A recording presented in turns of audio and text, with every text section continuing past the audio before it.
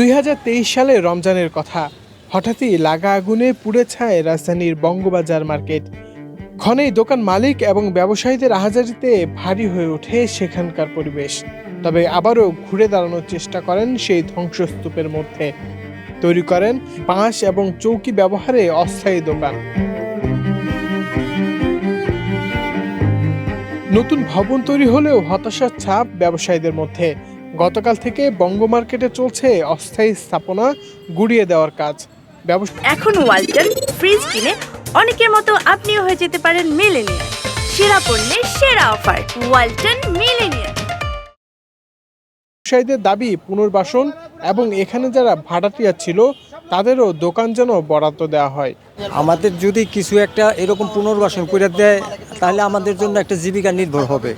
আর না হলে তো মানুষ মানে যেভাবে আছে যেভাবে যে দিকে বাঁচতে পারে সেদিকে চলে যাব।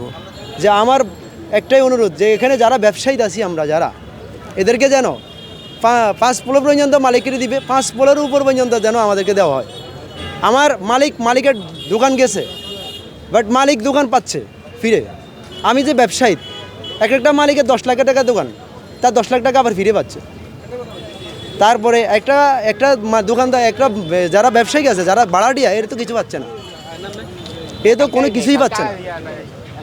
এদিকে ঈদের ছুটিতে অনেক দোকানই বাড়িতে অবস্থান করার কারণে তাদের মালামাল সরাতে পারেননি বলেও অভিযোগ করছেন অস্থায়ী এসব দোকানিরা। তাছাড়াও সেখানকার দোকানিরা আগুনের ঘটনার সময় প্রণোদনার অর্থ এখনো বুঝে না পাওয়ার কথাও জানান। আমরা গতকালকে এসে দেখি যে মার্কেট প্রায় বোল্ডোজার লাগাইছে, প্রায় ভাঙা হয়ে গেছে, পাবলিক যাদের মতন লেগে আছে মালামাল। কিন্তু ওইভাবে আমাদের বলা হয় নাই যে মার্কেট আমরা ঈদের পরে ভেঙে দেবো। আমার লোকজন তো সব দেশ বাড়িতে। কোনো নোটিশ ভাই আমাদেরকে দেওয়া হয়নি। আমাদেরকে মেয়র মহোদয় বলছে যে আপনারা ঈদের পরে ব্যবসা প্রতিষ্ঠান সবার জন্য বন্ধ করা হবে। ব্যবসা প্রতিষ্ঠান বন্ধ করে আমরা সময় দিব, সময় দেওয়ার পরে দোকানদার যারা দোকান ব্যবসায়ীরা আছে ব্যবসা চলে যাবে, আমাদের মার্কেট কার্যক্রম আমরা চালু করবো, এ কথা মেয়র মহোদয় বলছে। আমরা এই পর্যন্ত অনুদানের 10 টাকাও পাই নাই। আমাদের বলছে যে কর্মকর্তারা যে ওনারা অনুদান দিবে করে আজকে বিগত 1 বছর পার হয়ে গেছে গা। মার্কেটও উচ্ছেদ হয়ে গেছে গা। মার্কেট থাকা অবস্থায় আমরা অনুদানের টাকা পাই নাই, এখন আমরা কইতে পাবো। আমাদের অনুদানের টাকা একটা দিবে বলছে আমাদেরকে, তাও তো আমাদের প্রধানমন্ত্রী দিচ্ছে টাকা, বিভিন্ন সংস্থা থেকে টাকা আসছে, তাও ওদের আমাকে দিবে বলছে। আজ পর্যন্ত আমার টাকা দেয়নি, আমাদেরকে বলেনি কিছু, বলেন দিব কি দিচ্ছে তাও বলেনি, কোনো তালিকা করা হয়নি।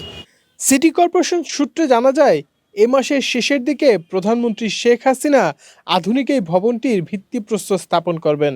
তবে এর আগেই এর সমাধান চান ব্যবসায়ীরা। হুমায়ুন কবির মাসুদ, মানবজমিন, ঢাকা।